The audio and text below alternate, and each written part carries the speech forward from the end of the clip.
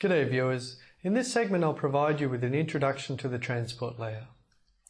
But first, congratulations are in order. This diagram shows where we are in the course, and you can see that we've gone through the physical, link and network layers, and now we're starting on the transport layer.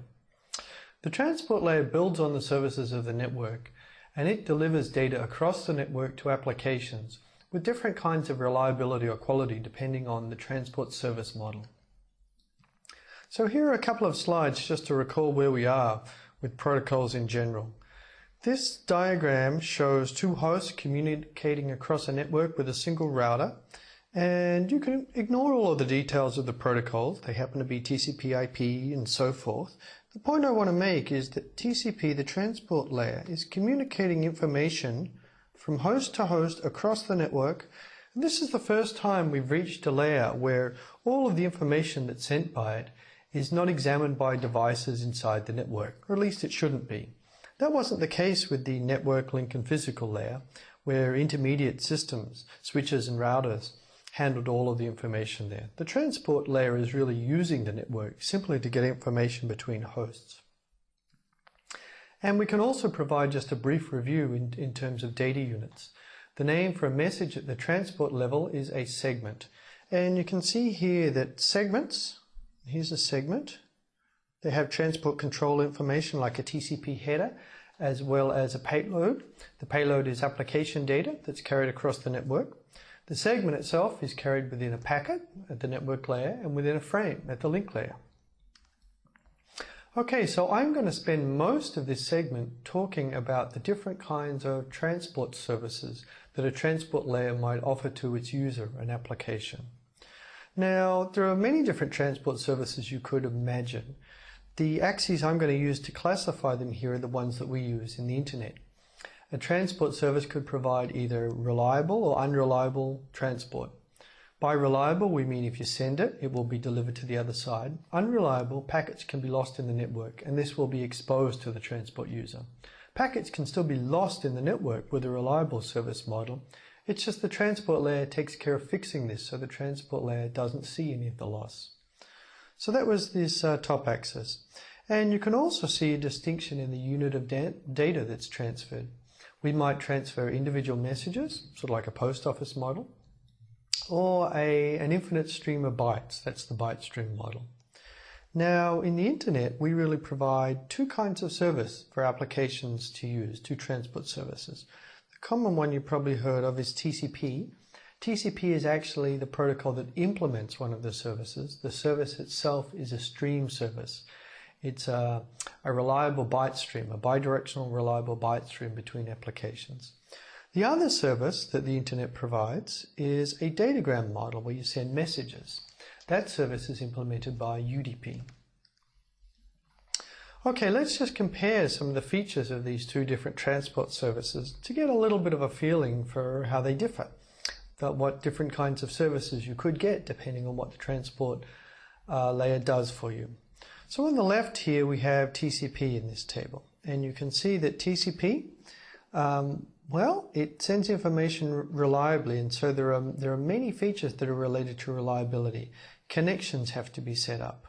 The bytes then are delivered reliably, meaning essentially that they're delivered once and in the same order that they were sent. Actually, ordering and reliability are somewhat separate, but we get both of them here. There is also, since it's a byte stream, it's an arbitrary content length model. You can send as many bytes as you like.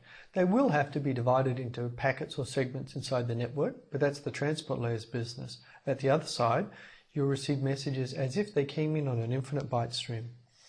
The transport layer with TCP also provides flow control to match sender to the receiver capabilities. We haven't seen any of this yet. We're going to in the future. So I don't expect you to know what flow control is yet, nor congestion control. That's going to be a mechanism that matches the sender to the network's capabilities in terms of its bandwidth. So you can see here, TCP is really quite a full-featured protocol. It does a lot on top of the network layer to provide a service for applications. On the other hand, UDP on the left side, on the right side of this table, is really just a glorified packet transport. It does very little over IP. You send datagrams, well, they really like packets. The messages, just like the post office, they can be lost and reordered. Somewhat like the postal service, they can be duplicated in network, so you could send one copy and two could come out. It's a little odd, but that could happen. There's a limited message size because these are like packets, these datagrams, and you can send them at any time.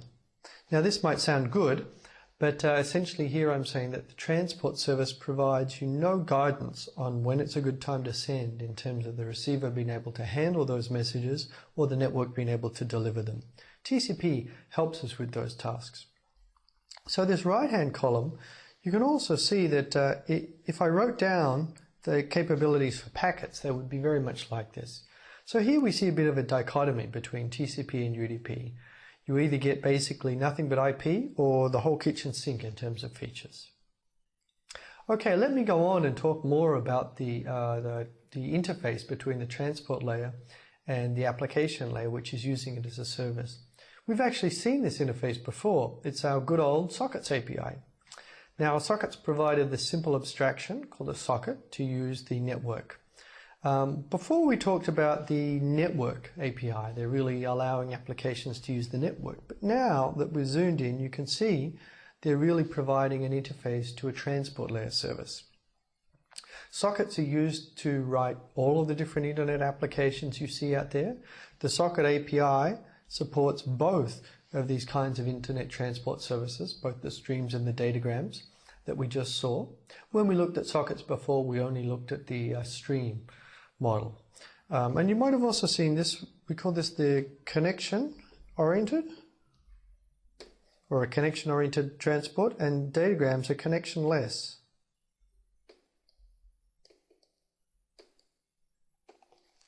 Just different names for some of those kinds of services.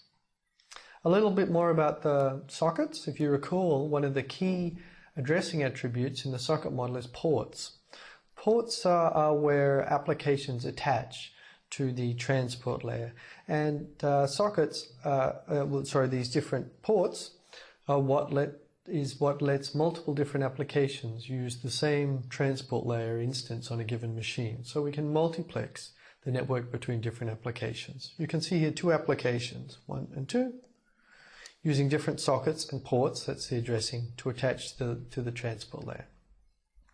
Here was the API, again, for sockets. Again, we went through this a long time ago when we did an introduction to the course. So I'm not going to provide you an example of using this yet. I'll just point out here is the table. Now you know that it's the same kind of API that's used for both sockets and datagrams. It turns out, however, that these three calls here, listen, accept, and connect, you only need them for streams because this is all about setting up the connection. Datagrams are connectionless, so you don't need to establish any connection before you use them. Similarly, for send and receive, with the streams, we simply use send and receive to send information across the network and receive it at the other side. With our datagrams, slightly different forms are used, send to and receive from. This is because if you have no connection and you want to send information, a missing parameter you need to specify is who to send it to. And with a datagram model, you can actually send datagrams to many different receivers without having to set up any different connection between them over the same socket. Similarly, receive uses a form called receive from. Now that provides information about who sent the datagram to you, since many different senders could have sent that datagram that could be received on your port in a datagram model. Let's talk a little bit more about ports, and that will round out the service API that the transport layer provides in the internet to applications. So we've said that there are ports. These are the 16-bit identifiers which provide addressing for applications to use. Actually, it turns out that an application process which is running on machine is identified by the tuple of the IP address, so that sort of tells you the machine, the protocol, since this could be TCP and UDP, and they share the same port space, and the port number itself. Now, you could simply think of a port, even though it's a 16-bit number, as representing a numbered mailbox. Applications can lease those mailboxes to use the services of the transport layer, just like you might get a mailbox at a post office to use the postal system.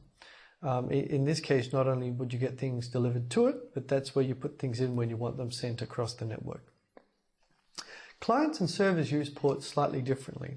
Servers often bind to what are called well-known ports. These are ports below 1024. The naming is not quite accurate. Really, these ports are ports which require administrative privileges to use. The idea here is that since you need to know the port to contact someone, servers are going to sit on well-known ports. They'll bind to well-known ports, so you'll know how to find a server. On the other hand, clients can use any old port. As long as they tell the server who they contact what port they're sitting on the other machine, the server will be able to reply back to them. So clients are assigned what are called ephemeral ports, and you can ask the OS just for a new port and it will pick one for you that's convenient for you to use temporarily. This table shows some of the well-known ports. You're probably familiar with some of them. So these are ports that servers would use so that a transport peer across the network would be able to open a connection to the server. The most common one here that you'll be familiar with, I bet, is port 80. That's used for the HTTP protocol for web traffic. Some of you might also have heard of port 443. That's used when we use HTTPS, a secure version of HTTP. And there are many other ports in the table. I won't go through them, but they provide different kinds of ways to access your mail, printers, remote systems, move files around, and so forth. All of the different ways we use the internet. Well, that's all I want to say about the transport service that's provided to higher layer applications. In the coming segments, we'll talk more about the implementation of that service inside the transport layer. So we've covered these service models here. That's all done. And when we look inside the transport layer, we'll now see all sorts of machinery. Most of it's going to be related to how TCP works. Its sliding window and how timeouts are used to provide reliability, how connections are set up, this mechanism called flow control, and so forth. There is one big part of TCP, however, that as a transport layer service that I'm going to defer until later, and that is congestion control, shown here in gray. Congestion control is about matching the transport rate at the edges of the network to the capabilities within the network, depending on the traffic.